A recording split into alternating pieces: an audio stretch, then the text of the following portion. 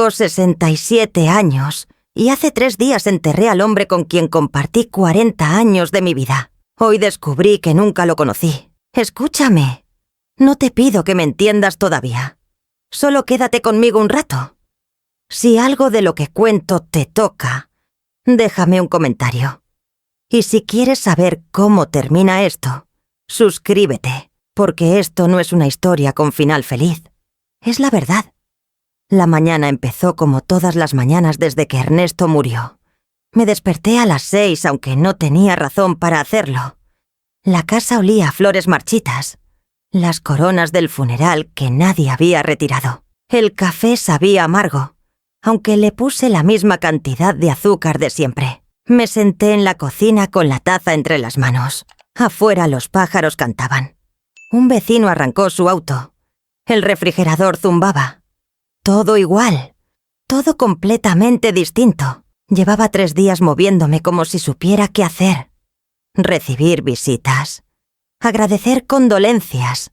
Firmar papeles. Asentir cuando el abogado hablaba de plazos y documentos. Pero esa mañana, algo cambió. No sé explicarlo bien. Fue como despertar dentro de un sueño y darme cuenta de que seguía dormida. Miré la cocina. Los azulejos que escogimos juntos hace 30 años. La mesa donde desayunamos miles de veces. La silla vacía frente a mí. Y sentí que nada de eso me pertenecía. Que tal vez nunca me perteneció. El estudio de Ernesto estaba al fondo del pasillo. Durante 40 años, esa puerta permaneció cerrada cuando él trabajaba. Yo no entraba sin tocar. Era su espacio, su territorio. Así lo establecimos desde el principio y así funcionó siempre. Pero Ernesto ya no estaba.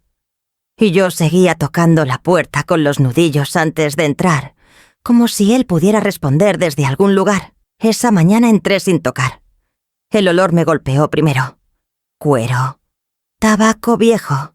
El perfume que usó durante décadas. La ventana llevaba días cerrada y el aire estaba denso, casi sólido.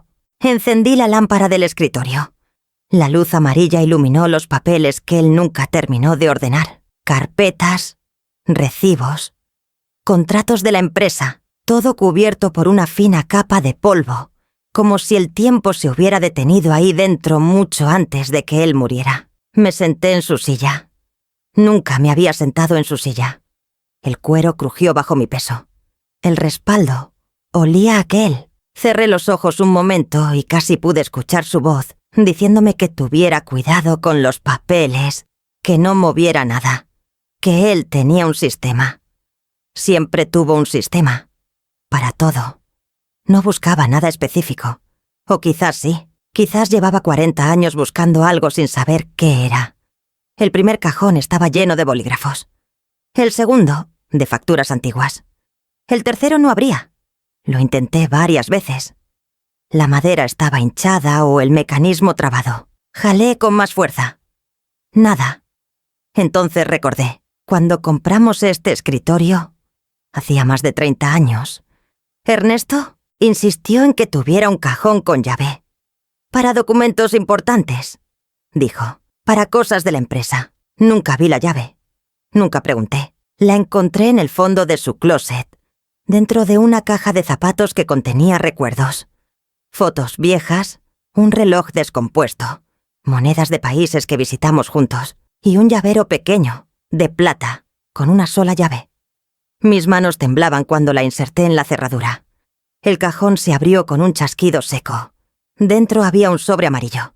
Grande, grueso, sin remitente. Lo saqué despacio, como si pudiera morderme. Pesaba más de lo que esperaba. Algo dentro se movía. Papeles, muchos papeles. El sobre estaba cerrado con cinta adhesiva vieja, amarillenta por el tiempo. Lo abrí. Eran estados de cuenta bancarios. Decenas de ellos. Ordenados por fecha. Desde hacía 20 años. Al principio no entendí lo que veía. Números, fechas, transferencias. Todo en un banco que yo no conocía. Una cuenta que nunca supe que existía. Entonces empecé a ver el patrón. Cada mes, el 15, una transferencia. Siempre la misma cantidad. siempre al mismo destinatario. 20 años, 240 transferencias, una dirección que nunca había visto. No lloré. Eso fue lo que más me sorprendió. 40 años de matrimonio. 3 hijos.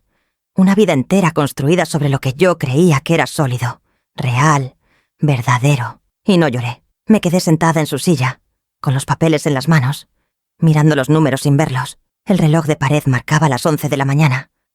Afuera, una paloma se posó en el alféizar. El mundo seguía funcionando. El mío acababa de detenerse. ¿Qué hace una persona cuando descubre que su vida fue una mentira? Yo hice café. Suena absurdo. Lo sé, pero no sabía qué otra cosa hacer. Fui a la cocina. Puse agua a hervir. Me di el café con la misma cuchara de siempre. Mis manos hacían los movimientos automáticos, mientras mi cabeza intentaba procesar lo que había visto. 20 años. Ernesto llevaba 20 años enviando dinero a algún lugar que yo desconocía. Cada mes. Sin falta. Mientras yo pagaba las cuentas de la casa, mientras criábamos a nuestros hijos, mientras celebrábamos aniversarios y cumpleaños y navidades. Cada mes. Cada 15. ¿A quién? ¿Para qué? Volví al estudio con la taza en la mano. Los papeles seguían ahí. Por un momento pensé que los había imaginado, que el duelo me estaba jugando una trampa, que al regresar encontraría el cajón vacío y podría seguir con mi vida como si nada. Pero ahí estaban, 240 transferencias, una dirección anotada a mano en el último estado de cuenta. La letra era de Ernesto, esa letra inclinada hacia la derecha que conocía tan bien. La misma letra con la que firmó nuestra acta de matrimonio. Copié la dirección en un papel. No pensé, no analicé, no llamé a nadie. Tomé mi bolso. Busqué las llaves del auto. Me miré en el espejo del recibidor. Una mujer de 67 años con el pelo desordenado, ojeras profundas, ropa del día anterior. No me reconocí. O quizás me vi por primera vez. El taxi llegó en 10 minutos. Le di la dirección al conductor. Él asintió sin hacer preguntas. El motor arrancó. Estábamos saliendo del estacionamiento cuando escuché la puerta de la casa. Marcos, mi hijo mayor, 42 años, la misma mandíbula de su padre. Los mismos ojos oscuros. Caminaba hacia el taxi con el ceño fruncido. «Mamá», dijo. El conductor se detuvo. Marcos se acercó a mi ventana. Su aliento olía a café recién hecho. «¿A dónde vas a esta hora?» Miré su cara. La cara de su padre. La cara del hombre que acababa de enterrar. La cara del hombre que me mintió durante 20 años. ¿Marcos sabía? Siempre supo. La pregunta me golpeó como una bofetada. Apreté el papel con la dirección dentro de mi bolso. «A caminar», dije. «Necesito aire». Marcos frunció más el ceño. No me creyó. Lo vi en sus ojos, pero dio un paso atrás. «Deberías descansar», dijo. «Han sido días difíciles». El taxi arrancó. En el espejo retrovisor vi a Marcos de pie en la entrada, mirándome alejarme. No se movió hasta que doblamos la esquina. La dirección quedaba al otro lado de la ciudad. 40 minutos de tráfico. 40 minutos de mirar por la ventana sin ver nada. 40 minutos de repetir los números en mi cabeza. 20 años. 240 transferencias. ¿Cuánto dinero era eso? Hice el cálculo. Lo hice 3 veces porque no podía creer el resultado. Suficiente para comprar una casa. Suficiente para pagar 3 carreras universitarias. Suficiente para cambiar una vida. ¿Qué vida? ¿La de quién? El barrio era tranquilo. Casas pequeñas con jardines cuidados. Árboles que daban sombra a las banquetas. Niños jugando en un parque cercano. Un barrio de familias. Un barrio como el nuestro hace 30 años. El taxi se detuvo frente a una casa blanca con un balcón lleno de macetas, geranios rojos, bugambilias moradas. Alguien cuidaba esas plantas con dedicación. Alguien vivía ahí. Alguien que recibía dinero de mi esposo cada mes desde hacía 20 años. «¿La espero?», preguntó el taxista. Negué con la cabeza. «No sé cuánto tiempo voy a tardar». Pagué. Bajé del auto. Mis piernas temblaban. El taxi se alejó y me quedé sola en la acera, mirando la Casa Blanca como si pudiera darme respuestas. No estaba lista. No iba a estar lista nunca. Pero había llegado demasiado lejos para volver. Caminé hacia la puerta. Cada paso pesaba como si cargara piedras en los bolsillos. El sol calentaba mi espalda. Un perro ladró en algún lugar cercano. Llegué al portón. Toqué el timbre. Esperé. Adentro se escucharon pasos. Una voz de mujer dijo algo que no alcancé a entender. La puerta se abrió. Y el mundo se detuvo. Era joven, 30 y pocos años. Cabello oscuro recogido en una cola de caballo. Ojos grandes, curiosos. Pero eso no fue lo que me paralizó. Fue el collar. Un collar de perlas con un broche de oro. Antiguo, delicado, único. El collar de la madre de Ernesto. El collar que él guardaba en la caja fuerte. El collar que supuestamente heredaría Valentina, mi hija. Estaba ahí, en el cuello de una desconocida. ¿Puedo ayudarla?, preguntó la mujer. Su voz era suave, educada. Había algo en su forma de mirarme. Algo que no supe identificar en ese momento. No pude responder. Las palabras se atoraron en mi garganta. El collar brillaba bajo el sol de la tarde. Las perlas que la madre de Ernesto usó el día de nuestra boda. ¿Se siente bien?, preguntó la mujer. Dio un paso hacia mí. Y entonces lo vi, en sus ojos. Algo que me heló la sangre. Reconocimiento. Ella sabía quién era yo.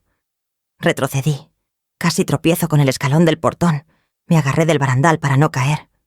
Perdón, dije. Me equivoqué de casa. Mentí. Mentí como Ernesto mintió durante 20 años. Me di vuelta y caminé hacia la Saint-Eustache calle. Sentí su mirada en mi espalda todo el camino. No volteé. No podía voltear. Llegué a la esquina y saqué el teléfono. Pedí otro taxi. Mis dedos apenas funcionaban en la pantalla. 10 minutos. 10 minutos de pie bajo el sol, tratando de respirar, tratando de entender. El collar. ¿Por qué ella tenía el collar? ¿Quién era esa mujer? ¿Qué significaba todo esto? El taxi me dejó en casa a las 3 de la tarde. Entré por la puerta trasera. No quería ver a nadie. No quería hablar con nadie. Subí directo al estudio de Ernesto. Necesitaba revisar ese sobre de nuevo. Necesitaba buscar más. Algo que me explicara. Algo que tuviera sentido. Pero cuando abrí la puerta, me detuve en seco. Marcos estaba sentado en el escritorio. El sobre amarillo estaba abierto frente a él. Los estados de cuenta esparcidos sobre la mesa. Mi hijo levantó la vista. «Mamá», dijo. Su voz temblaba. «¿De dónde sacaste esto?» Nos miramos. El reloj de pared marcaba el tiempo. 3 segundos. 5. 10. No sé qué vio Marcos en mi cara, pero yo vi miedo en la suya. Miedo de alguien que guarda un secreto. Miedo de alguien que acaba de ser descubierto. «Lo encontré», dije despacio. «En el cajón con llave. El que tu padre nunca me dejó abrir». Marcos tragó saliva. «Mamá, ¿puedo explicarte?» «¿Explicarme qué?» Mi voz sonó fría. No la reconocí. ¿Explicarme por qué tu padre mandó dinero a esa dirección durante 20 años? ¿Explicarme quién es la mujer que vive ahí? ¿Explicarme por qué tiene el collar de tu abuela?» Marcos palideció. «¿Fuiste?» «Fui». Silencio. El collar. Él sabía del collar. Lo vi en sus ojos. «¿Cuánto tiempo?», pregunté. «¿Cuánto tiempo llevas sabiéndolo?» Marcos cerró los ojos. Y supe la respuesta antes de que hablara. 7 años. Las palabras cayeron como piedras. 7 años mi hijo guardó este secreto. 7 años me miró a la cara en cada cena familiar, cada cumpleaños, cada Navidad, sabiendo lo que sabía. «Papá me lo contó», continuó Marcos. Su voz era apenas un susurro. «Me hizo prometer que nunca te lo diría. Dijo que era un asunto de negocios, una obligación, algo de antes». ¿De antes de qué? Marcos abrió los ojos y vi lágrimas. «De antes de casarse contigo». El aire desapareció del cuarto. Me senté en la silla más cercana porque mis piernas dejaron de sostenerme. «De antes de casarse conmigo». ¿Qué significaba eso? ¿Qué obligación podía existir desde antes de nuestro matrimonio? ¿Qué obligación justificaba 20 años de mentiras? ¿Quién es ella?, pregunté. Marcos se limpió los ojos con el dorso de la mano. No lo sé, mamá. Te juro que no lo sé. Papá solo me dijo que era la hija de un socio, que tenía una deuda con ella, que cuando él muriera, yo debía asegurarme de que siguiera recibiendo el dinero. La hija de un socio, una deuda. ¿Qué clase de deuda dura 20 años? ¿Qué clase de deuda incluye el collar de tu madre? Me levanté. Mis piernas seguían temblando, pero ya no me importaba. Caminé hacia el escritorio. Recogí los estados de cuenta uno por uno. Los metí de vuelta en el sobre amarillo. Marcos me miraba sin moverse. «¿Qué vas a hacer?», preguntó. No contesté, porque no sabía, porque todo lo que creí saber sobre mi vida acababa de derrumbarse, porque el hombre que amé durante 40 años se llevó sus secretos a la tumba y me dejó buscando respuestas que quizás nunca encontraría. El timbre sonó. Marcos y yo nos miramos. «Yo abro», dijo él. Salió del estudio. Escuché sus pasos en el pasillo. La puerta principal. Voces. Una voz que conocía. Valentina, mi hija menor. Escuché sus tacones acercándose. Toc, toc, toc. El sonido que hace desde que tiene 15 años y empezó a usar zapatos de su madre. Apareció en la puerta del estudio. 38 años.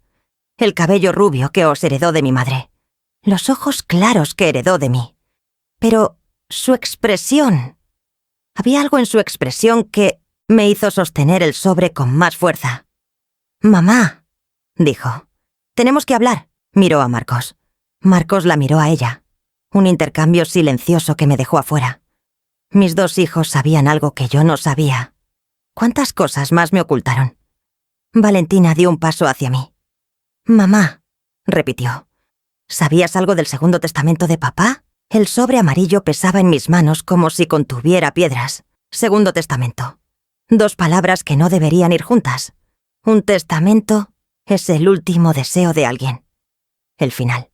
La palabra definitiva. ¿Cómo puede haber un segundo? Miré a Valentina. Miré a Marcos. Y entendí que esto apenas comenzaba. Segundo testamento. Las palabras flotaban en el aire del estudio como humo de cigarro. Densas. Imposibles de ignorar. Valentina me miraba esperando una respuesta. Marcos miraba al suelo. «No», dije finalmente. «No sabía nada de un segundo testamento». Mi hija asintió despacio. Algo en su expresión cambió. Alivio, quizás, o algo más oscuro que no supe si identificar. «El abogado me llamó esta mañana», dijo. «Parece que papá dejó 2 documentos. El oficial, el que ya conocemos, y otro privado». ¿Privado? Un acuerdo familiar lo llamó. Algo que redactó hace años y que solo debía abrirse después de su muerte. Miré el sobre amarillo en mis manos. Los estados de cuenta. La dirección. La mujer del collar. Todo conectado. Todo parte del mismo secreto. Esa noche no dormí. Me quedé sentada en la cama con la luz apagada, escuchando los ruidos de la casa. El crujir de las paredes. El viento contra las ventanas. El silencio donde solía estar la respiración de Ernesto. 40 años compartiendo esta cama. 40 años durmiendo junto a un extraño. A las 4 de la mañana me levanté. Fui a la cocina. Preparé té que no bebí. Y tomé una decisión. Necesitaba volver a esa casa. Necesitaba mirar a esa mujer a los ojos y preguntarle directamente quién era. Salí antes del amanecer. Esta vez manejé yo misma el auto de Ernesto. El que él nunca me dejaba usar porque decía que era muy grande para mí. Las llaves seguían donde siempre las dejaba, en el cajón de la entrada. La ciudad estaba vacía a esa hora, las calles mojadas por el rocío, los semáforos parpadeando en amarillo. Llegué al barrio cuando el sol apenas asomaba. La Casa Blanca se veía diferente en la luz del amanecer, más pequeña, más real. Los geranios rojos brillaban con el rocío. Estacioné frente al portón. Y esperé. A las 7:30, la puerta se abrió. La mujer salió con una bolsa de basura. Caminó hacia el contenedor de la esquina. No me vio, o fingió no verme. Cuando regresaba, me bajé del auto. «Espere», dije. Se detuvo. Esta vez pude verla mejor. La misma edad que Valentina, quizás un poco mayor. Rasgos finos, algo en la forma de su mandíbula que me resultaba familiar. «Usted estuvo aquí ayer», dijo. No era pregunta. «¿Sí? ¿Quién es usted?» La miré directo, a los ojos. «Soy la esposa de Ernesto». Su expresión no cambió. Eso fue lo que más me dolió. No hubo sorpresa, no hubo vergüenza, solo una leve inclinación de cabeza, como si confirmara algo que ya sabía. «Deberíamos hablar adentro», dijo. No esperó mi respuesta. Caminó hacia la casa y dejó la puerta abierta. La seguí. ¿Qué otra cosa podía Alice hacer? La casa olía a pan recién hecho. La cocina era pequeña, pero ordenada. Plantas en las ventanas. Fotos en la pared, pero desde donde estaba no podía ver los rostros. La mujer puso agua a hervir. «Siéntese», dijo señalando una silla. «Por favor». Me senté. Ella preparó café en silencio. Movimientos precisos, tranquilos, como si recibieras que a la esposa de su benefactor todos los días. «¿Cómo se llama?», pregunté. «Amelia». «Amelia». Un nombre que Ernesto nunca mencionó. Un nombre que no existía en ningún documento que yo conociera. «¿Quién eres, Amelia?». Dejó 2 tazas sobre la mesa. Se sentó frente a mí. Y entonces lo dijo. «Soy la hija de Ernesto». El café se enfrió en mi taza. No sé cuánto tiempo pasó. Minutos, horas. El tiempo dejó de tener sentido. La hija de Ernesto. No la hija de un socio. No una obligación de negocios. Su hija. «Nací antes de que él se casara con usted», continuó Amelia. Su voz era calmada, casi gentil. Mi madre trabajaba en la empresa de su padre. Tuvieron una relación corta. Cuando ella quedó embarazada, la familia de Ernesto le pagó para que desapareciera. Pero él siguió mandándote dinero. Empezó cuando yo tenía 8 años. Me buscó. Dijo que quería compensar. Compensar.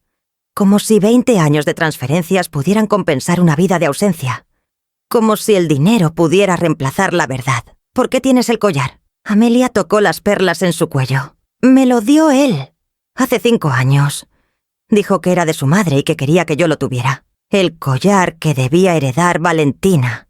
El collar que representaba 3 generaciones de nuestra familia. Lo había dado a otra hija. A la hija que nadie conocía». Amelia se levantó. Fue hacia un estante y regresó con una carpeta manila. La puso frente a mí. «Esto es lo que tengo», dijo. «Todo lo que prueba quién soy». Abrí la carpeta.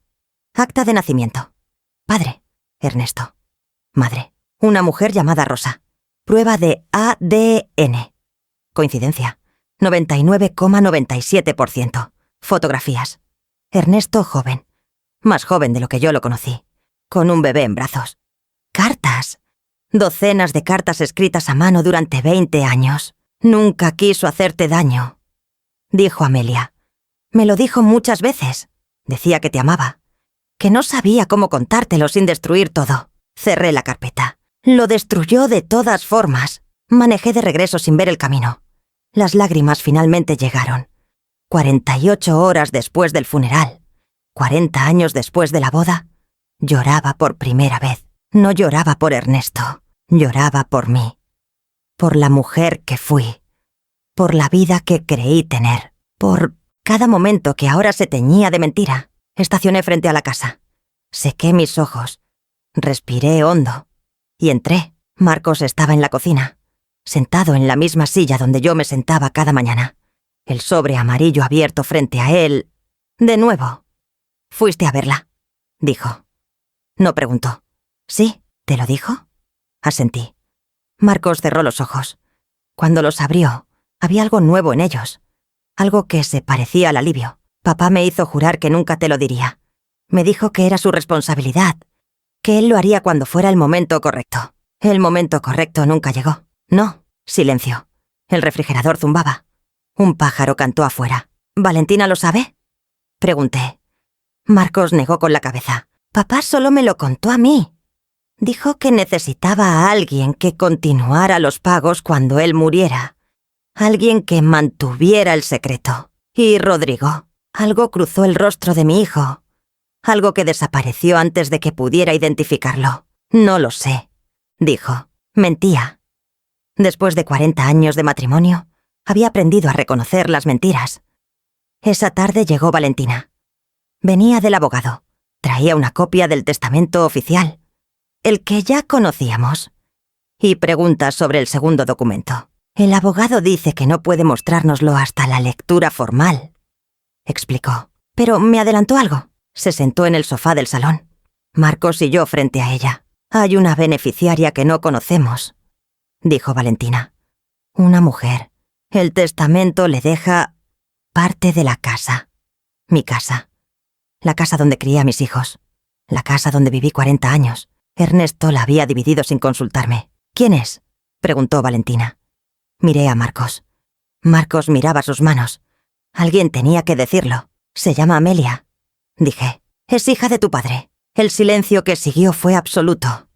Valentina me miraba como si hubiera hablado en otro idioma. ¿Qué? Tu padre tuvo una hija antes de casarse conmigo.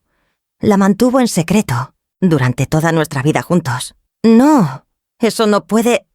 Es verdad, vale, intervino Marcos. Su voz era apenas audible. Papá me lo contó hace años. Valentina giró hacia su hermano. ¿Tú sabías?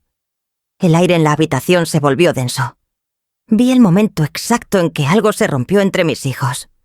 Valentina se fue sin decir otra palabra. Portazo.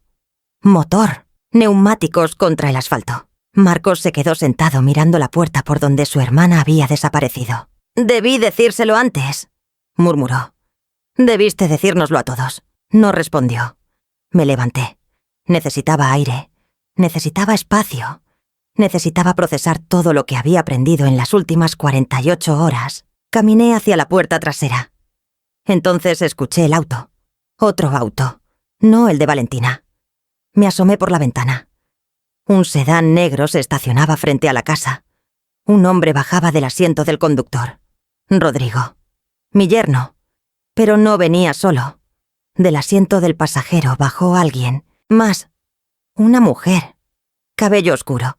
Collar de perlas. Amelia. Rodrigo y Amelia caminaban hacia la puerta principal. Juntos. Como si se conocieran. Como si esto fuera normal. Mi yerno. El esposo de mi hija. Llegando a mi casa con la hija secreta de mi esposo muerto. Me quedé paralizada junto a la ventana. Marcos apareció a mi lado. «¿Qué hace Rodrigo aquí?», preguntó. No pude responder porque el timbre sonó. Abrí la puerta. Rodrigo sonrió. Esa sonrisa profesional que usa en sus negocios. Amelia permanecía un paso detrás, los ojos bajos. «Suegra», dijo Rodrigo. «Tenemos que hablar. ¿Desde cuándo la conoces?». La sonrisa vaciló. «¿Podemos entrar?». Me hice a un lado.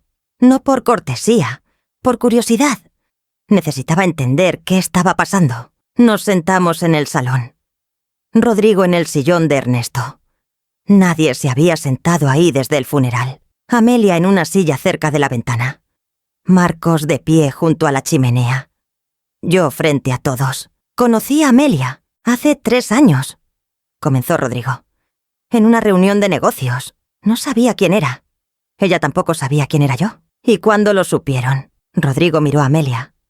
Ella asintió levemente. «Hace 1 año», dijo él. Ernesto nos presentó formalmente. Me explicó la situación. Me pidió ayuda. ¿Ayuda para qué? Para proteger a Amelia cuando él muriera. Para asegurarme de que recibiera lo que le correspondía sin que la familia se enterara de golpe. Sin que yo me enterara. Eso era lo que quería decir. Mi padre quería hacer las cosas bien. Intervino Amelia. Su voz era suave pero firme. Sabía que estaba enfermo. Sabía que no le quedaba mucho tiempo. Quería asegurarse de que yo estuviera protegida. ¿Enfermo? Miré a Marcos. Mi hijo palideció. «El cáncer», dijo Rodrigo. «Se lo diagnosticaron hace 18 meses. No quiso tratamiento agresivo. Dijo que prefería pasar el tiempo que le quedaba en paz. 18 meses. Mi esposo supo durante 18 meses que iba a morir. Y no me lo dijo. Otro secreto. Otra mentira. Otra pieza de mi vida que no me pertenecía. ¿Quién más sabía?», pregunté. Mi voz sonó extraña. Distante. Como si viniera de otra persona. «Solo Marcos y yo», dijo Rodrigo. «Ernesto no quería preocuparte. Preocuparme. Como si la ignorancia fuera un regalo. Como si no mereciera saber que mi esposo se estaba muriendo. Me levanté. Caminé hacia la ventana. Afuera el jardín seguía igual. Los rosales que planté hace 20 años, la fuente que Ernesto instaló para nuestro aniversario, el banco donde nos sentábamos las tardes de verano. Todo mentira.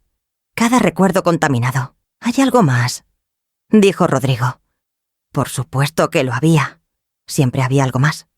Me volví hacia él. El segundo testamento, continuó. Ernesto lo redactó conmigo.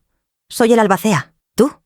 Sí, no el abogado de la familia. El abogado tiene el documento oficial, pero el acuerdo privado, ese lo tengo. Yo. Sentí que el suelo se movía bajo mis pies. Mi yerno, el esposo de Valentina, el padre de mis nietos. Él tenía el control de todo. ¿Qué dice ese acuerdo?, pregunté. Rodrigo sacó un sobre de su maletín. Blanco, sellado. Mi nombre escrito con la letra de Ernesto. Esto es para ti, dijo. Ernesto me pidió que te lo entregara personalmente, después del funeral, cuando estuvieras lista. ¿Y cuándo decidiste que estaba lista? Cuando supe que habías encontrado los estados de cuenta. Cuando fuiste a ver a Siemelia, tomé el sobre. Pesaba poco, una hoja, quizás 2. Lo abrí. Mi querida esposa, si estás leyendo esto, significa que ya no estoy. Y significa que finalmente sabes la verdad. No tengo excusas, solo explicaciones que probablemente no quieras escuchar. Amelia es mi hija. Nació de un error que cometí antes de conocerte. Durante años intenté convencerme de que mantenerla en secreto era lo correcto, que protegía a nuestra familia, que te protegía a ti. Me equivoqué. Te amé desde el día que te conocí. Eso nunca fue mentira, pero el amor no justifica lo que hice. El silencio no es protección, es cobardía. En el acuerdo que redacté con Rodrigo, dejé instrucciones claras. La casa se dividirá. La mitad para ti, un cuarto para Marcos y Valentina juntos, un cuarto para Amelia. Es lo justo. Es lo mínimo que puedo hacer por todos ustedes. Sé que esto te dolerá. Sé que tal vez nunca me perdones. Pero te pido algo. No culpes a Amelia. Ella no eligió nacer. No eligió ser mi secreto. Te amé. Siempre. Ernesto. Doblé la carta. La guardé en el sobre. Miré a Rodrigo, a Amelia, a Marcos.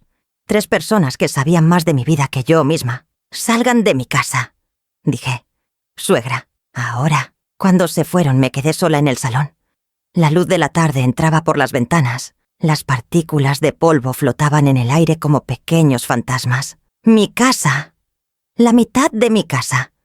Eso era lo que me quedaba después de 40 años. El teléfono sonó. Era Marcos. Lo dejé sonar. Volvió a sonar.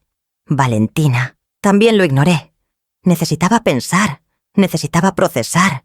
Necesitaba encontrar algo sólido en medio de todo este derrumbe. Fui al estudio de Ernesto. Si había más secretos, estarían ahí. Revisé cada cajón, cada carpeta, cada papel.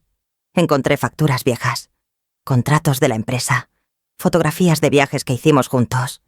Sonriendo, siempre sonriendo, mientras él cargaba el peso de sus mentiras. Y entonces encontré algo más. Un teléfono, viejo, pequeño, escondido en el fondo del último cajón. Lo encendí. La batería aún tenía carga. Había mensajes, cientos de mensajes, entre Ernesto y un número sin nombre. Los leí uno por uno. Papá, gracias por el regalo de cumpleaños. ¿Cómo sigue mamá? Mándame fotos de los rosales. Te extraño. Ojalá pudieras venir más seguido. Amelia. 20 años de conversaciones que nunca supe que existían, pero eso no fue lo que me detuvo. Fue el último mensaje, enviado 3 días antes de que Ernesto muriera. Ya hablé con Marcos. Él se encargará de todo. Confía en él. Y la respuesta de Amelia. Y Rodrigo. ¿Estás seguro de que podemos confiar en él? La respuesta de Ernesto. Rodrigo hará lo que le conviene. Siempre lo hace. Releí el mensaje. Rodrigo hará lo que le conviene. ¿Qué significaba eso? ¿Qué le convenía hacerle a Rodrigo en todo esto? Escuché un ruido en la entrada. Pasos. Alguien había entrado a la casa. ¿Mamá? La voz de Marcos. Guardé el teléfono en mi bolsillo. «Estoy aquí», respondí. Mi hijo apareció en la puerta del estudio. Tenía los ojos rojos. Había estado llorando. «Necesito contarte algo», dijo. Algo que papá me hizo prometer que nunca diría. Pero ya no puedo seguir callando. Se sentó frente a mí. Y lo que dijo a continuación cambió todo. Rodrigo no es quien crees que es. Las palabras quedaron suspendidas entre nosotros. Marcos me miraba con una expresión que no le conocía. Miedo mezclado con alivio. Como alguien que finalmente suelta un peso que cargó demasiado tiempo. «Explícate», dije. Mi hijo respiró hondo. Hace 4 años papá descubrió algo. Rodrigo estaba desviando dinero de la empresa familiar. Cantidades pequeñas al principio. Después más grandes. ¿Robando? Papá no lo llamó así. Dijo que Rodrigo tenía problemas, deudas de juego, malas inversiones, que necesitaba ayuda, deudas de juego, el esposo de mi hija, el padre de mis nietos. Otro secreto. Otra mentira. Otra grieta en los cimientos de mi vida. ¿Por qué no me lo dijeron? Papá quiso proteger a Valentina. Dijo que si ella se enteraba, el matrimonio se destruiría. Los niños sufrirían. Proteger. Esa palabra de nuevo. Ernesto protegía a todos. De todo. Menos de él mismo. ¿Cuánto robó? Marcos bajó la mirada. Suficiente para comprar una casa. Me levanté. Caminé hacia la ventana del estudio.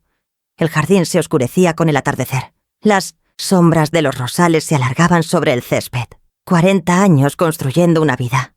40 años creyendo que conocía a las personas que me rodeaban. ¿Y ahora qué? Pregunté sin voltear. ¿Rodrigo sigue robando? No. Papá llegó a un acuerdo con él. Rodrigo devolvería el dinero poco a poco. A cambio, papá no diría nada a Valentina ni a la policía. ¿Y el acuerdo del testamento? Silencio. Me volví hacia Marcos. «El acuerdo del testamento», repetí. Rodrigo es el albacea.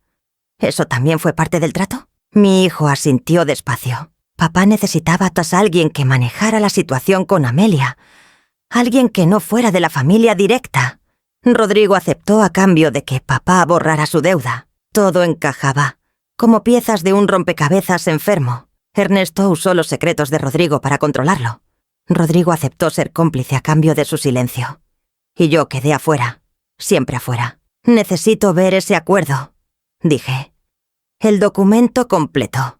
No, solo la carta. Rodrigo no te lo dará. Entonces iré con el abogado». A la mañana siguiente estaba en la oficina de Fernando Ríos, el abogado de Ernesto durante 30 años. Un hombre bajo, calvo, con lentes gruesos y un escritorio impecable. Nos conocíamos de cenas y reuniones familiares. Siempre me pareció confiable. Ahora dudaba de todo. «Señora», dijo después de escuchar mi historia, «el documento que menciona no está registrado legalmente. Es un acuerdo privado entre las partes. No tiene validez ante un tribunal. ¿Entonces no puede quitarme mi casa?» Fernando se quitó los lentes. Los limpió despacio. «Técnicamente no. El testamento oficial es el único que cuenta. Y en ese documento, usted hereda la totalidad de los bienes conyugales. Alivio». Por primera vez en días, sentí algo parecido al alivio. «Pero», continuó Fernando, «siempre hay un pero. Pero Rodrigo tiene poder notarial sobre ciertos activos de la empresa. Ernesto se lo otorgó hace 2 años. Si él decide actuar de mala fe, puede perjudicarme, puede complicar las cosas. Mucho». Salí de la oficina con más preguntas que respuestas. El sol del mediodía golpeaba las calles. La gente caminaba con prisa, absorta en sus propias vidas, ignorante de que la mía se desmoronaba. Caminé sin rumbo. Necesitaba pensar. Necesitaba un plan. Ernesto siempre tuvo un plan. Para todo. Cada movimiento calculado. Cada secreto guardado en el lugar correcto. Ahora me tocaba a mí. Llegué a un pequeño café que Ernesto y yo solíamos visitar. Me senté en nuestra mesa de siempre. Pedí un cortado que no bebí.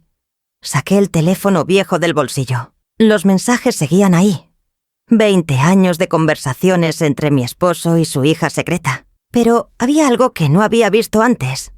Una carpeta de fotos. Las abrí. Amelia de niña. Amelia adolescente. Amelia graduándose de la universidad. Y Ernesto. En cada foto importante de la vida de Amelia, ahí estaba él. Cumpleaños, Navidades. El día que ella recibió las llaves de su casa. 20 años de una vida paralela. 20 años de momentos que debieron ser nuestros. Entonces vi la última foto. Reciente. Quizás de hace unos meses. Ernesto sentado en un sillón. Más delgado de lo que recordaba. Más pálido. Pero eso no fue lo que me heló la sangre. Fue el lugar. Reconocí las cortinas. La lámpara.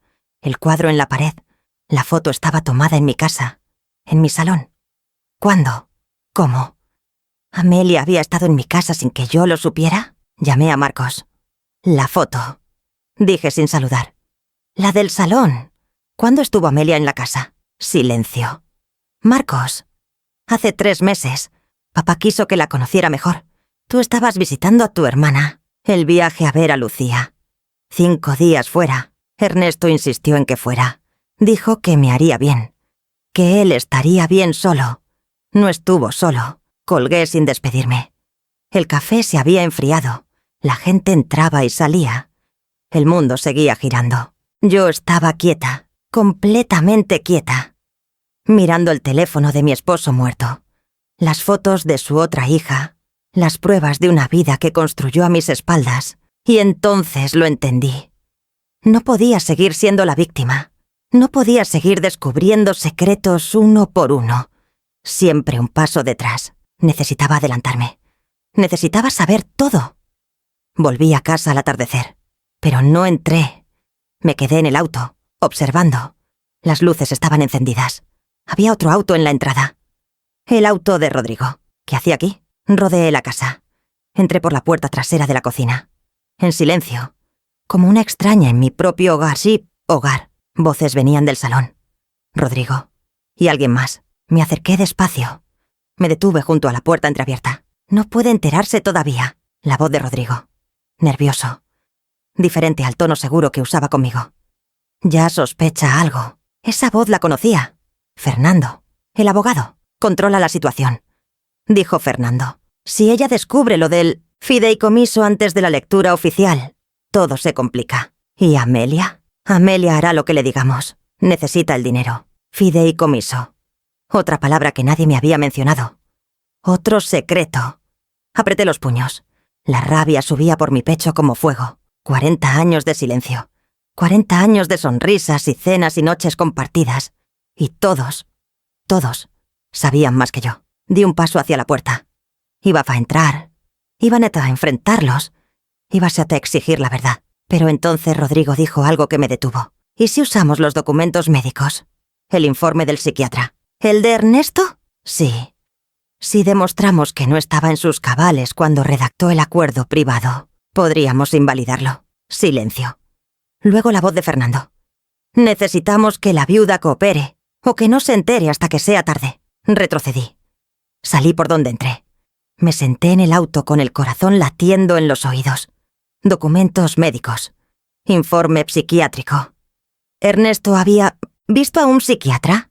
¿Qué más no sabía? Conduje hasta la casa de Clara. Mi mejor amiga durante 40 años. La única persona en quien todavía confiaba. O eso creía. Clara abrió la puerta en bata. ¿Qué pasó?, preguntó al ver mi cara. Necesito que me digas la verdad, dije. Toda la verdad, sobre Ernesto, sobre todo. Algo cruzó su rostro. Algo que se parecía al miedo. Entra, dijo. Creo que es hora de que hablemos. La cocina de Clara olía a canela. Siempre olía a canela. 40 años visitando esta casa y ese olor nunca cambió. Era reconfortante, familiar, como un abrazo antes de las palabras. Pero esa noche el olor me revolvió el estómago. Clara preparó té en silencio. Sus manos temblaban ligeramente al servir el agua. No me miraba a los ojos. Siéntate, dijo. Me senté. Ella se quedó de pie junto a la estufa, como si necesitara distancia, como si lo que iba a decir requiriera espacio entre nosotras. ¿Qué sabes de Ernesto?, pregunté. Clara cerró los ojos, y cuando los abrió, vi algo que nunca había visto en mi amiga. Vergüenza. Conocí a Ernesto antes que tú, comenzó. Su voz era apenas un susurro. 3 meses antes, en una fiesta de la empresa donde trabajaba mi hermano. Él era joven, encantador. Yo tenía 23 años y acababa de terminar una relación terrible. No entendía. No quería entender. Clara, déjame terminar, por favor. Si no lo digo ahora, no podré decirlo nunca. Asentí. Ella continuó. Tuvimos algo. Breve. Intenso. Duró 2 meses. Después él conoció a otra persona y terminó conmigo. Esa otra persona eras tú. El té se enfriaba en mi taza. Las palabras de Clara flotaban en el aire como ceniza después de un incendio. Mi mejor amiga. Mi esposo. Antes de mí. ¿Por qué nunca me lo dijiste? Porque cuando los presenté... ¿Recuerdas esa cena en casa de mis padres? Vi cómo te miraba. Y supe que lo que tuvo conmigo no fue nada comparado con lo que sentía por ti. Tú nos presentaste. Sí, sabiendo que habían estado juntos. Sí, me levanté. La silla chirrió contra el piso de cerámica. 40 años. 40 años de amistad construida sobre una mentira. ¿Había algo en mi vida que fuera real? Hay más, dijo Clara. Por supuesto que había más. Siempre había más. Sabía lo de Amelia. Me detuve a medio camino de la puerta. ¿Qué? Ernesto me lo contó hace 15 años. Estaba desesperado. Necesitaba hablar con alguien. Rosa, la madre de Amelia, había muerto y él no sabía cómo manejar la situación solo. Rosa, la mujer que tuvo una hija con mi esposo. Muerta. Otra pieza de información que nadie me había dado. ¿Cómo murió? Cáncer. El mismo tipo que después tuvo Ernesto. Irónico, ¿no? No era irónico. Era cruel. Me senté de nuevo. Mis piernas no me sostenían. Cuéntame todo, dije. Desde el principio. Sin omitir nada. Clara asintió. Se sentó frente a mí. Y durante la siguiente hora me contó la historia que debí conocer hace décadas. Rosa trabajaba como secretaria en la empresa del padre de Ernesto. Tenían 21 años cuando empezaron su relación.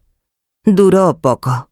Apenas unos meses, pero fue suficiente. Cuando Rosa descubrió que estaba embarazada, la familia de Ernesto actuó rápido. Le ofrecieron dinero, mucho dinero, a cambio de que desapareciera, de que nunca mencionara el nombre de Ernesto, de que criara a la niña sola y en silencio. Rosa aceptó. ¿Qué otra opción tenía? Era joven, pobre, sin conexiones, contra una de las familias más poderosas de la ciudad. Tomó el dinero y se fue. Ernesto no supo de Amelia hasta que ella tenía 8 años, continuó Clara. Rosa le escribió una carta. Estaba enferma por primera vez. Se recuperó, pero el susto fue grande. Y quería que su hija conociera a su padre si algo le pasaba. ¿Y Ernesto qué hizo? Lo que siempre hacía. Encontró una solución que no involucrara confrontación. Empezó a mandar dinero. Visitaba a Amelia cuando podía. Construyó una relación con ella a escondidas de todos menos de ti. Clara bajó la mirada. Necesitaba a alguien que supiera, alguien que pudiera ayudar a Amelia si algo le pasaba a él. ¿Y yo qué? ¿Su esposa? ¿La madre de sus otros hijos? Tenía miedo de perderte. Me perdió de todas formas. El reloj de la cocina marcaba las 11 de la noche. Llevábamos horas hablando. Mi té estaba frío. El de Clara intacto. «Hay algo más que necesitas saber», dijo ella. «¿Qué puede ser peor que esto?» Clara se levantó. Fue hacia un cajón junto al refrigerador. Sacó un sobre manila. Ernesto me dio esto hace 6 meses, antes de que empeorara. Me hizo prometer que te lo entregaría si las cosas se complicaban. Tomé el sobre. Pesaba. Lo abrí. Dentro había documentos. Muchos documentos. Un informe médico. Evaluación psiquiátrica. Fechado hace 2 años. Lo leí despacio. Ernesto había sido evaluado por un psiquiatra después de un episodio de confusión severa. El diagnóstico. Principios de deterioro cognitivo. Recomendación. Seguimiento regular. Evitar decisiones financieras importantes sin supervisión. Seguí leyendo.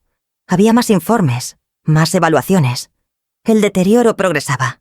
Y al final, una nota escrita a mano por Ernesto. Si alguien intenta usar estos documentos para invalidar mis decisiones, muéstrenles esto. Debajo había otro papel. Una evaluación posterior. Diferente médico. Fecha más reciente. Esta evaluación decía lo contrario. Capacidad mental completa. Apto para tomar decisiones legales y financieras. 2 informes contradictorios. Uno decía que Ernesto no estaba en sus cabales. El otro decía que sí. ¿Cuál es el verdadero?, pregunté. Clara suspiró. Ambos. El primero fue cuando realmente tuvo problemas. El segundo fue después de un tratamiento experimental que mejoró su condición temporalmente. Ernesto sabía que Rodrigo y Fernando intentarían usar su enfermedad en su contra. Por eso consiguió la segunda evaluación. ¿Cómo sabía lo que planeaban? Porque él los conocía mejor que nadie. Sabía exactamente de qué eran capaces. Mi esposo, el hombre de los secretos, incluso muerto seguía jugando ajedrez, moviendo piezas que nadie veía, protegiéndose de enemigos que él mismo había creado. ¿Por qué me das esto ahora?, pregunté. Porque escuché lo que Rodrigo y Fernando planean. Marcos me llamó hace una hora. Me contó lo que descubriste. Marcos, mi hijo. Todavía quedaba alguien de mi lado. Si ellos presentan el primer informe para invalidar el acuerdo privado, continuó Clara, tú puedes presentar el segundo para defender lo que Ernesto realmente quería. ¿Y qué quería Ernesto realmente? Clara me miró directo a los ojos. Que tú tuvieras el control. Que decidieras qué hacer con la verdad. Que nadie, ni Rodrigo, ni Fernando, ni siquiera Amelia, pudiera tomar esas decisiones por ti. Guardé los documentos en el sobre. Me levanté. 40 años, dije. 40 años fuiste mi amiga sabiendo todo esto. Clara no respondió. No sé si puedo perdonarte. No te pido que me perdones. Solo te pido que uses lo que te di. Que no dejes que ellos ganen. Caminé hacia la puerta. Me detuve con la mano en el picaporte. ¿Lo amaste?, pregunté sin voltear. A Ernesto. ¿Lo seguiste amando todos estos años? Silencio. Largo. Doloroso. Sí, susurró Clara. Pero no tanto como te quise a ti. Salí sin responder. El aire de la noche estaba frío. Las estrellas brillaban sobre los techos del vecindario. En algún lugar un perro ladraba. Subí al auto. Puse los documentos en el asiento del pasajero. Y por primera vez desde que encontré el sobre amarillo, sentí algo diferente. No dolor. No rabia. Determinación. Ernesto me dejó armas. Escondidas. Dispersas. En manos de personas que nunca sospeché. Ahora las tenía todas. Era momento de usarlas. Manejé a casa despacio. El test sobre con los documentos médicos en el asiento. El teléfono viejo de Ernesto en mi bolsillo. El conocimiento de 40 años de mentiras en mi cabeza. Cuando llegué, había luz en el salón. 2 autos en la entrada. El de Marcos y el de Valentina. Mis hijos me esperaban. Era hora de reunir a la familia. Era hora de que todos supieran lo que yo sabía. Y era hora de decidir qué hacer con la verdad. Bajé del auto. Caminé hacia la puerta. La abrí. Marcos y Valentina estaban sentados en el salón. Entre ellos, en la mesa de centros, había un documento. Valentina levantó la vista. Sus ojos estaban rojos de llorar. «Mamá», dijo con voz quebrada. «Rodrigo me dejó. Rodrigo me dejó». 3 palabras. Mi hija las pronunció como si fueran vidrio en su boca. Cortantes. Imposibles de tragar. Me senté junto a ella. Tomé sus manos. Estaban heladas. «¿Qué pasó?». Valentina miraba el documento en la mesa. Un papel con membrete legal. Letras que no alcanzabas a leer desde donde estaba. «Llegó esta tarde», dijo, con una maleta. Dijo que necesitaba tiempo, que las cosas se habían complicado. Dejó esto y se fue. Tomé el documento. Era una solicitud de separación de bienes, fechada hace 3 semanas. 3 semanas. Antes de que Ernesto muriera. Él lo sabía, dije en voz alta. Marcos se inclinó hacia adelante. ¿Qué? Rodrigo sabía que papá iba a morir. Preparó esto antes. Estaba protegiendo sus activos. Valentina negó con la cabeza. No, Rodrigo no haría eso. Debe haber una explicación. La miré. Mi hija, 38 años, 2 hijos, una vida construida alrededor de un hombre que la estaba abandonando, en el peor momento posible. ¿Cuánto debía contarle? ¿Cuánto podía soportar? Hay cosas que necesitas saber, dije. Sobre Rodrigo, sobre tu padre, sobre todo. Mamá, no es el momento. Es exactamente el momento. Saqué el teléfono viejo de Ernesto, los documentos que Clara me dio, el sobre amarillo que empezó todo. Los puse sobre la mesa. Siéntate, dije. Y escucha, le conté todo. Amelia, los 20 años de transferencias, el collar de la abuela, los 2 testamentos. Le conté sobre Rodrigo, las deudas de juego, el dinero que robó de la empresa, el pacto con su padre. Le conté sobre Clara, la relación con Ernesto antes de que yo lo conociera, los secretos que guardó durante 4 décadas. Y le conté sobre los documentos médicos, las 2 evaluaciones contradictorias, el plan de Rodrigo y Fernando para invalidar las decisiones de Ernesto. Cuando terminé, Valentina estaba pálida. No lloraba. Las lágrimas se habían secado en algún punto de más historia. Lo que quedaba era algo más frío, más duro. ¿Marcos sabía todo esto? Miró a su hermano. Marcos asintió despacio. No todo, pero sí lo de Amelia y lo de Rodrigo. ¿Y nunca me dijiste nada? Papá me hizo prometer. Papá está muerto. Valentina se levantó de golpe. La silla cayó hacia atrás. Todos ustedes sabían, todos, y me dejaron vivir en una mentira. Caminó hacia la ventana. Sus hombros temblaban. Mi esposo me robó. Mi padre tuvo otra familia. Mi hermano me ocultó todo. Mi madre se detuvo. Se volvió hacia mí. ¿Tú qué, mamá? ¿Qué papel jugaste en todo esto? La pregunta dolió. Más de lo que esperaba. Yo no sabía nada, dije. Fui tan engañada como tú. Pero ahora sabes, y tienes documentos y pruebas. ¿Qué vas a hacer con todo eso? La miré. Mi hija. La niña que correteaba por este mismo salón hace 30 años. La mujer que ahora me miraba exigiendo respuestas que no tenía. Voy a proteger lo que es nuestro, dije. Y voy a asegurarme de que nadie nos quite lo que nos corresponde. Esa noche ninguno durmió. Valentina llamó a Rodrigo 12 veces. Él no contestó. Marcos revisó los documentos una y otra vez, buscando algo que se nos hubiera escapado. Yo me senté en el estudio de Ernesto. Su silla, su escritorio, el olor a cuero y tabaco que todavía flotaba en el aire. Abrí el último cajón, el cajón donde encontré el sobre amarillo. Estaba vacío, pero algo me hizo pasar los dedos por el fondo. Madera, lisa, uniforme, excepto en una esquina, una irregularidad. Un doble fondo. Lo abrí con un abrecartas. Dentro había otro sobre, más pequeño. Sin marcar. Lo abrí. Una sola hoja, escrita con la letra de Ernesto. Para quien encuentre esto. Si llegaste hasta aquí, significa que buscaste más profundo que los demás. Bien, hay algo que nadie sabe. Ni Marcos, ni Rodrigo, ni Clara, ni siquiera Amelia. El acuerdo que redacté con Rodrigo tiene una cláusula oculta. Si él incumple cualquiera de sus obligaciones como albacea, cualquiera, el control total de mis bienes pasa automáticamente a mi esposa. Rodrigo no leyó la letra pequeña. Nunca la lee. Esta es mi última protección para ti. Úsala. Te amé imperfectamente, pero te amé. Releí la nota 3 veces. Mis manos temblaban. Ernesto. Incluso desde la tumba, seguía moviendo piezas.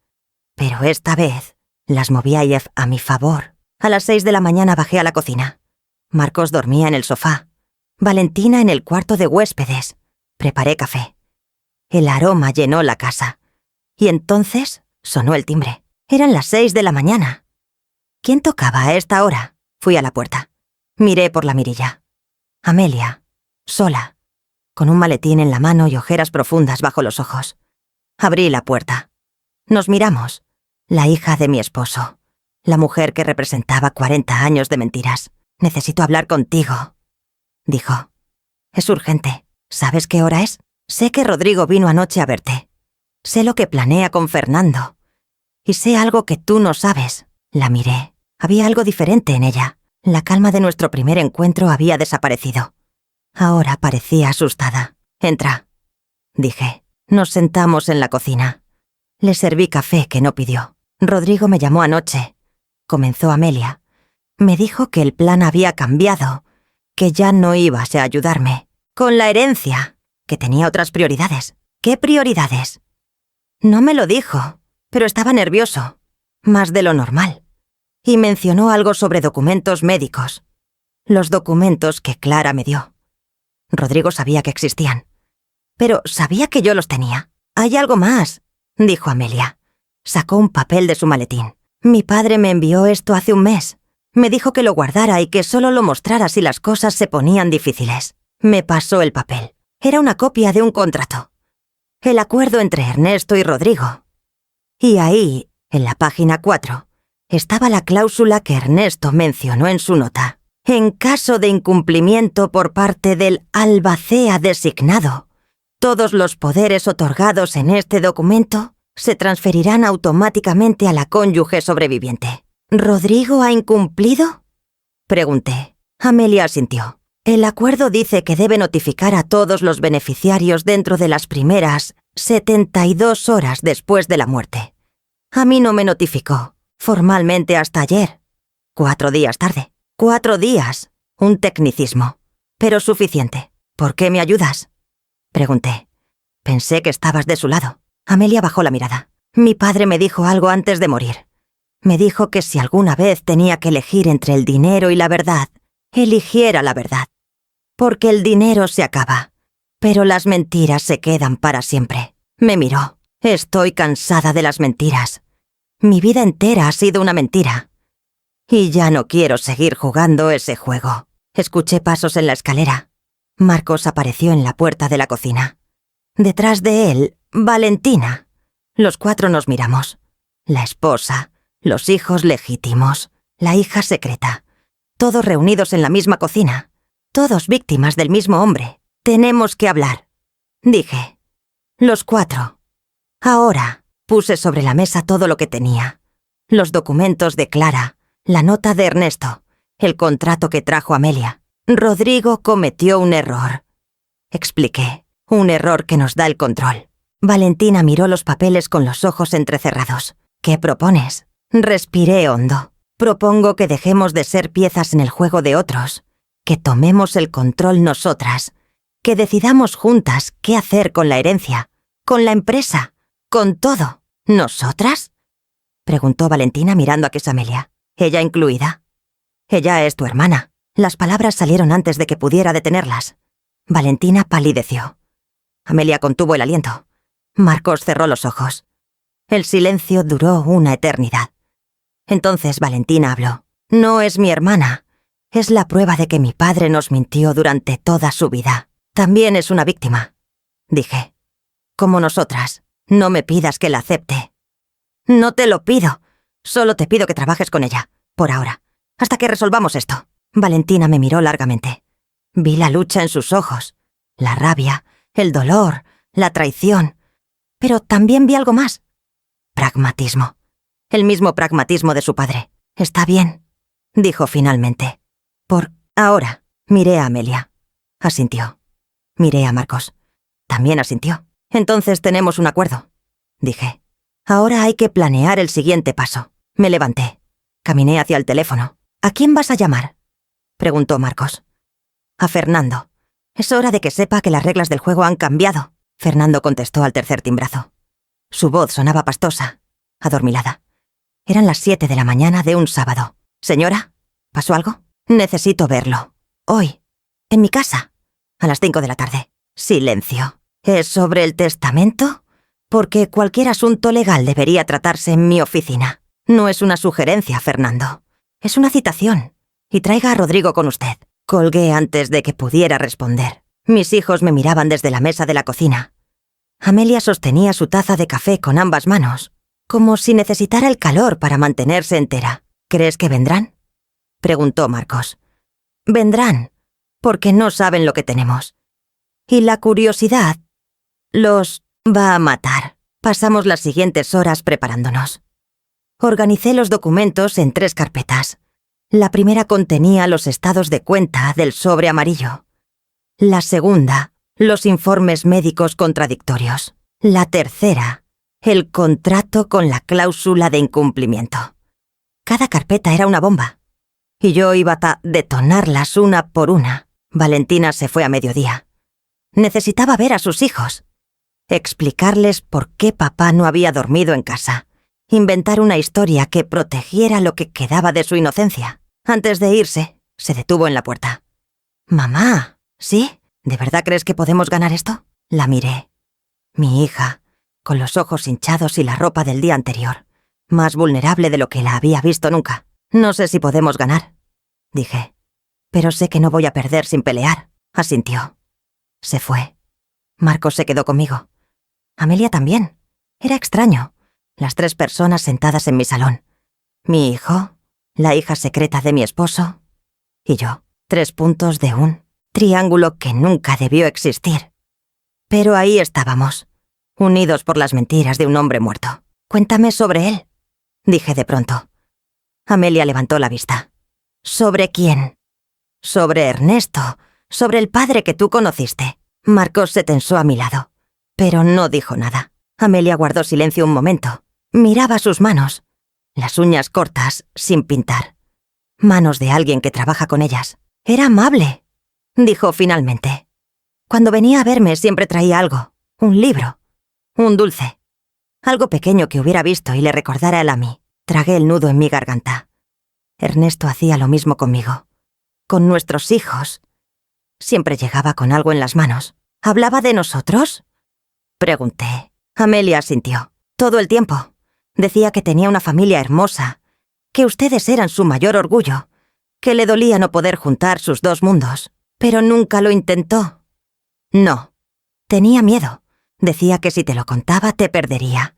Y no podía soportar esa idea. El miedo. Siempre el miedo. Ernesto vivió toda su vida gobernado por el miedo. Miedo a perderme. Miedo al escándalo. Miedo a enfrentar las consecuencias de sus decisiones. Y al final, el miedo le costó todo. Murió sin poder despedirse de verdad. Sin poder explicarse. Sin poder pedir perdón. ¿Eso era lo que quería evitar? ¿Eso era protegernos? A las 4 de la tarde Valentina regresó. Traía un vestido nuevo. Maquillaje impecable. El pelo recogido en un moño elegante. Armadura, pensé. Todos tenemos nuestra armadura. Rodrigo me llamó. Dijo, quiere hablar después de la reunión, a solas. ¿Vas a hacerlo? Depende de cómo salga esto. Asentí. Era justo. A las 5 en punto, sonó el timbre. Fui a Dorothy a abrir. Fernando estaba en la puerta. Traje gris, corbata azul, maletín de cuero. Detrás de él Rodrigo, más pálido de lo que lo había visto nunca. «Señora», saludó Fernando. «Debo decir que esta citación fue bastante irregular. Pasen», dije. «Tenemos mucho de qué hablar». Los conduje al salón. Marcos estaba de pie junto a la chimenea. Valentina sentada en el sillón. Amelia en una silla cerca de la ventana. Rodrigo se detuvo en seco al verlas juntas. «¿Qué hace ella aquí?», preguntó señalando a Ximelia. «Siéntese, Rodrigo. Esto la concierne tanto como a todos nosotros». Fernando y Rodrigo intercambiaron una mirada. Algo pasó entre ellos. Un mensaje silencioso que no pude descifrar. Se sentaron. Yo me quedé de pie. Era mi casa. Mi reunión. Mis reglas. Voy a ser directa. Comencé. Sé lo que planeaban hacer. Fernando abrió la boca para hablar. Levanté la mano. No me interrumpa. Sé que querían usar los documentos médicos de Ernesto para invalidar sus decisiones. Sé que Rodrigo tiene deudas de juego y que mi esposo lo cubría a cambio de su silencio.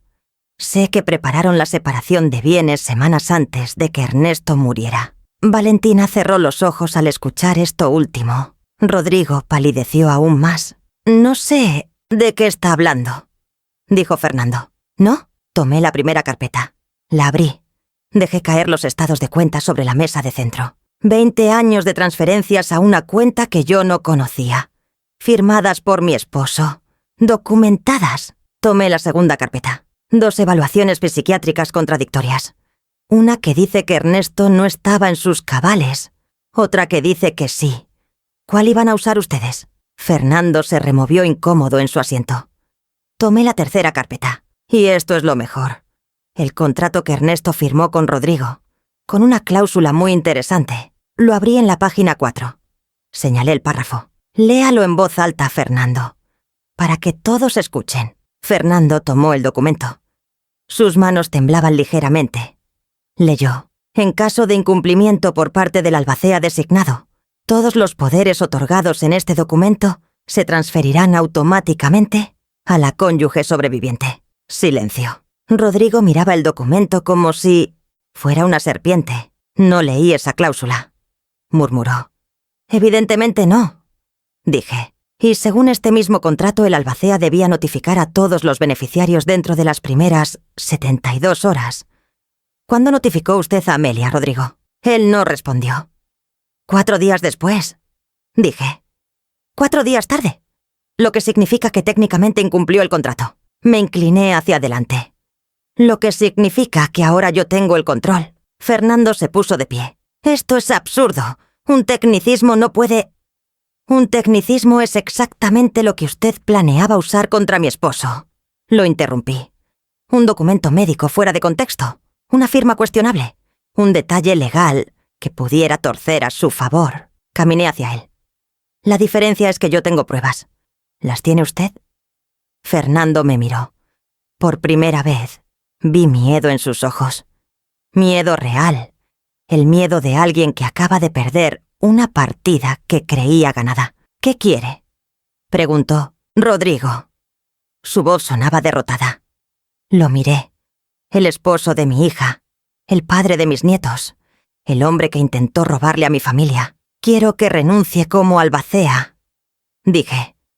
Quiero que firme un documento transfiriendo todos los poderes a mí. Y quiero que devuelva cada centavo que robó de la empresa familiar. Eso es imposible. No tengo ese dinero. Entonces lo sacará de donde sea. Venderá propiedades. Pedirá préstamos. No me importa cómo. Pero lo devolverá. Rodrigo miró a Valentina. Vale, por favor. Habla con tu madre. Valentina no se movió. Mi madre está hablando por todos nosotros, dijo. Y estoy de acuerdo con ella. El golpe fue visible. Rodrigo se hundió en el sillón como si le hubieran quitado el aire. Fernando guardó sus papeles en silencio. Tendrán los documentos de renuncia mañana, dijo el abogado. ¿Algo más? Sí. A partir de ahora ya no representa a esta familia. Buscaremos otro abogado. Fernando asintió secamente. Se fue sin despedirse. Rodrigo lo siguió momentos después. En la puerta se volvió hacia Valentina. ¿Podemos hablar? Por favor. Valentina lo miró largamente. Mañana, dijo, cuando hayas firmado todo lo que mi madre pidió. Rodrigo bajó la cabeza. Se fue. Cuando la puerta se cerró, el silencio llenó la casa. Mis hijos me miraban. Amelia me miraba. Me dejé caer en el sillón de Ernesto. Estaba temblando. La adrenalina se desvanecía y quedaba solo el agotamiento. «Lo lograste», dijo Marcos. «Lo logramos», corregí. «Todos». Miré a Amelia. «Gracias. Sin tu documento nada de esto habría funcionado». Ella asintió. «Mi padre tenía razón», dijo. «El dinero se acaba. Las mentiras se quedan». Esa noche, por primera vez desde que Ernesto murió, dormí. No soñé con él. No soñé con nada. Solo oscuridad, paz. Pero a la mañana siguiente encontré algo que cambió todo de nuevo. Un sobre bajo la puerta de mi habitación. Blanco. Sin remitente. Lo abrí. Una sola línea escrita a mano. Pregúntale a Clara sobre la noche del accidente. Pregúntale a Clara sobre la noche del accidente. Me quedé mirando esas palabras hasta que perdieron sentido.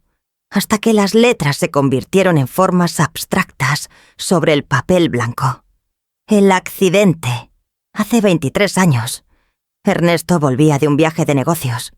El auto derrapó en una curva. Estuvo 3 semanas en el hospital. Los médicos dijeron que fue un milagro que sobreviviera. Yo pasé cada noche a su lado. Sostuve su mano mientras dormía. Recé aunque no era religiosa. ¿Qué tenía que ver Clara con eso? Bajé a la cocina. Marcos dormía en el sofá del salón. Amelia se había ido la noche anterior, después de intercambiar números conmigo. Valentina estaba con sus hijos. Preparé café que no bebí. Miré el teléfono durante 1 hora.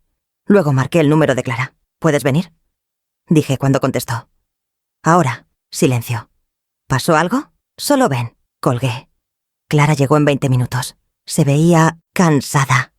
Más vieja de lo que la recordaba. Como si los secretos que cargó durante décadas finalmente estuvieran cobrando su precio. Le mostré el papel. Lo leyó. Y vi cómo el color desaparecía de su rostro. ¿Quién te dio esto?, preguntó. Estaba bajo mi puerta esta mañana. No sé quién lo dejó. Clara se dejó caer en una silla. Sus manos temblaban. Pensé que ese secreto moriría conmigo. Murmuró. ¿Qué secreto, Clara? Levantó la vista. Sus ojos estaban llenos de lágrimas. La noche del accidente, dijo. Ernesto no volvía de un viaje de negocios. Mi corazón se detuvo. ¿De dónde volvía? Clara cerró los ojos. ¡De mi casa! Las palabras cayeron como piedras en agua quieta. Ondas que se expandían, que lo tocaban todo, que cambiaban la forma de cada recuerdo. Esa noche discutimos. Continuó Clara. Su voz era apenas audible. Yo quería que te dijera la verdad sobre Amelia, sobre nosotros, sobre todo. Él se negó. Dijo que no podía hacerte eso, que te amaba demasiado. ¿Y qué pasó? Se fue furioso.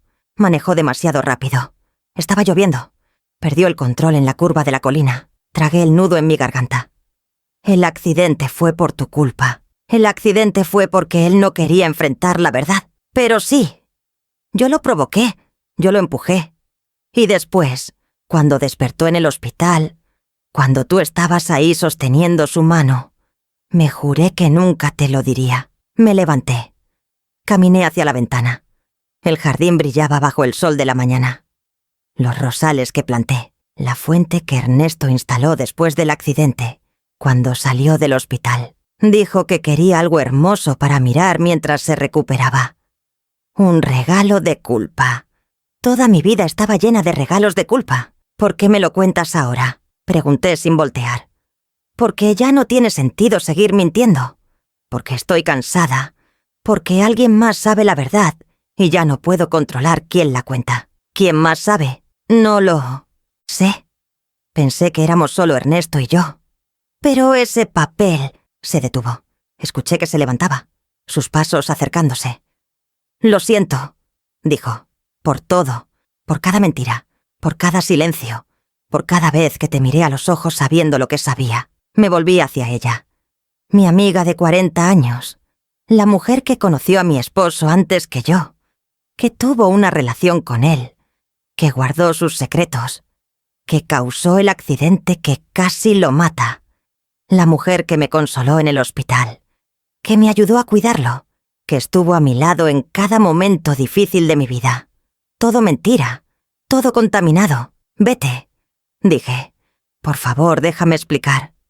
No hay nada que explicar.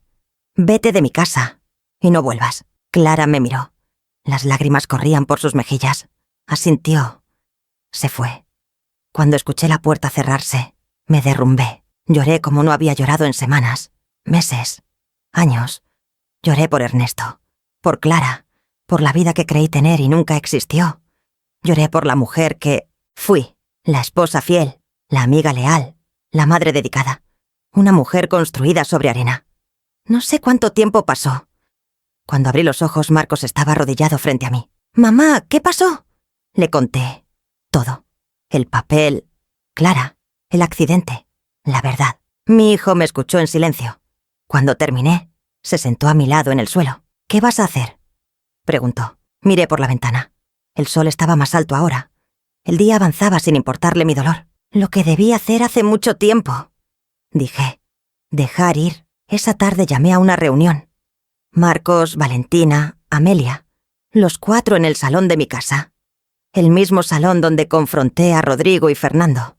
El mismo salón donde Ernesto nos reunía cada Navidad. El mismo salón donde construimos recuerdos que ahora sabía incompletos. He tomado una decisión, dije. Todos me miraban. Voy a vender la casa. Valentina abrió la boca para protestar. Levanté la mano. Déjame terminar. Voy a vender la casa y dividir el dinero en 4 partes iguales. Una para cada uno de mis hijos legítimos. Una para Amelia. Y una para mí. «Mamá, esta casa», comenzó Marcos.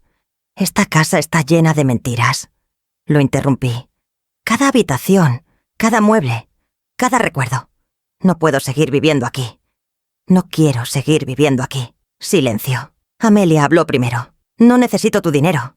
Mi padre ya me dejó suficiente. No es sobre lo que necesitas. Es sobre lo que es justo. Eres su hija. Mereces una parte igual que mis otros hijos». Amelia bajó la mirada.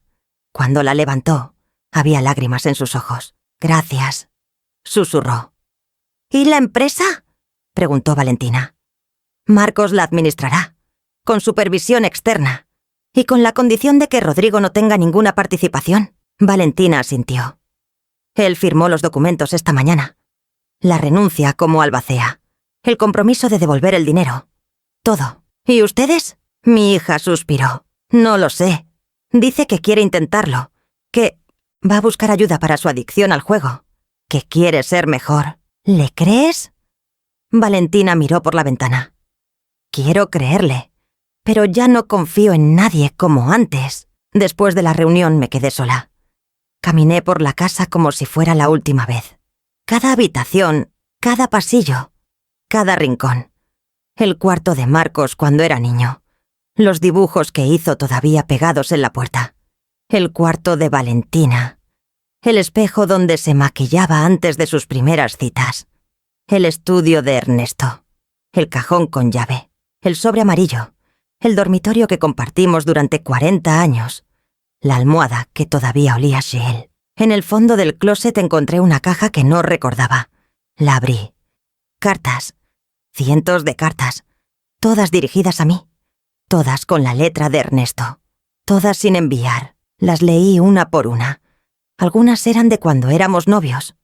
Declaraciones de amor que nunca me dio. Otras eran de después del matrimonio. Confesiones que nunca tuvo el valor de hacer. Y, al final, una carta fechada una semana antes de su muerte. Mi amor, sé que cuando leas esto, ya no estaré. Y sé que para entonces habrás descubierto todo. Amelia, los pagos. Tal vez incluso lo declara. No tengo excusas, solo arrepentimiento. Pasé toda mi vida tratando de protegerte de la verdad. Y en el proceso, te quité la oportunidad de conocerme realmente, de amarme con mis defectos, de perdonarme o de dejarme. Te robé esa elección, y ese es mi mayor pecado. No te pido que me perdones, solo te pido que vivas, que no dejes que mis errores definan tu futuro, que encuentres la paz que yo nunca pude darte. Te amé, imperfectamente, cobardemente, pero te amé, siempre. Ernesto. Doblé la carta. La guardé en mi bolsillo. Y supe lo que tenía que hacer. La venta de la casa tomó 3 meses. Empaqué 40 años de vida en cajas que donamos, regalamos o tiramos. Cada objeto era una decisión. Guardar o soltar. Recordar u olvidar. Elegí soltar casi todo. El día que me mudé, mis hijos vinieron a ayudar. Marcos cargó las últimas cajas. Valentina supervisó a los trabajadores. Amelia, porque ahora la llamaba por su nombre sin dolor, trajo comida para todos. Nos sentamos en el jardín vacío a comer sándwiches. 4 personas que hace 3 meses apenas se conocían. Ahora, algo parecido a una familia. Mi nuevo departamento era pequeño. 2 habitaciones, un balcón, vista a un parque donde los niños jugaban por las tardes. No había recuerdos ahí. No había mentiras. Solo espacio para empezar de nuevo. La primera noche saqué el sobre amarillo. Lo había guardado todo este tiempo. El documento que empezó todo. Los estados de cuenta. La dirección de Amelia. Lo miré por última vez. Luego salí al balcón. Encendí un fósforo. Y lo dejé arder. Las cenizas volaron con el viento nocturno. Se dispersaron sobre el parque, sobre los árboles, sobre la ciudad que seguía viviendo sin importarle mis dramas. Respiré hondo. El aire olía a safinto hasta lluvia cercana, a tierra mojada. A comienzo. Han pasado 6 meses desde esa noche. Valentina y Rodrigo están en terapia de pareja. No sé si funcionará, pero ella dice que necesita intentarlo por sus hijos. Marcos dirige la empresa con mano firme. Encontró un buen equipo. Aprendió a confiar en personas que lo merecen. Amelia y yo nos vemos una vez por semana. Tomamos café. Hablamos de todo y de nada. Poco a poco, construimos algo que no tiene nombre todavía. No es amistad. No es familia. Es algo nuevo. Clara me escribió una carta. No la abrí. Tal vez algún día lo haga. Tal vez no. El perdón es un proceso, no una decisión. A veces, por las noches, pienso en Ernesto. En el hombre que amé. En el hombre que me mintió. En el hombre que, a su manera torcida, Intentó protegerme del mundo. No lo odio. No lo perdono tampoco. Solo lo recuerdo. Como se recuerda un sueño del que finalmente despertaste. Tengo 67 años. Viví 40 de ellos en una mentira. Pero me quedan muchos más. Y esta vez voy a vivirlos despierta. El otro día mi nieta me preguntó si era feliz. La miré. 7 años. Ojos curiosos. La misma pregunta directa que solo los niños saben hacer.